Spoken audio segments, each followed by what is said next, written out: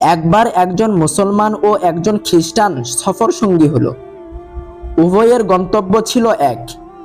তাই চিন্তা করলো দুইজন একসঙ্গে থাকলে দুজনের সফর মনোরম হবে।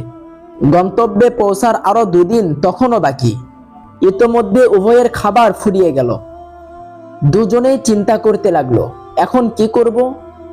মুসলমান ব্যক্তি সমাধান বের করলেন।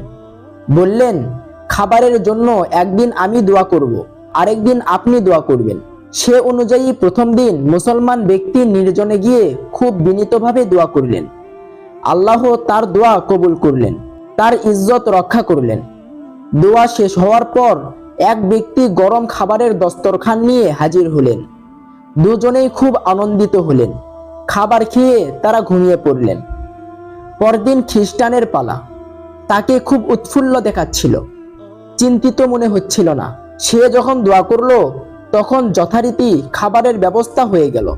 তবে আশ্চর্যের ব্যাপার হলো, খাবারের পরিমাণ ছিল গতকালের তুলনায় অনেক বেশি। মুসলমান ব্যক্তি এটা দেখে চিন্তিত হলেন, পেরেশান হয়ে গেলেন। তিনি এই খাবার খেতে চাচ্ছিলেন না। খ্রিস্টান তার মনোভাব বুঝতে পেরে বলল, আপনি খাবার খেয়ে নিন, আমি আপনাকে 2টি সুসংবাদ দেব। খাবার শেষে মুসলমান ব্যক্তি বলল, দ্রুত সুসংবাদ দিয়ে দিন। খ্রিস্টান বলল, প্রথম সুসংবাদ হলো আপনার দোয়া করা এবং দোয়ার শেষে খাবারের ব্যবস্থা হওয়ার প্রতি বিস্মিত হয়ে আমি কালেমা পড়ে মুসলমান হয়েছি। আল্লাহর প্রতি আমার বিশ্বাস সুদৃঢ় হয়েছে।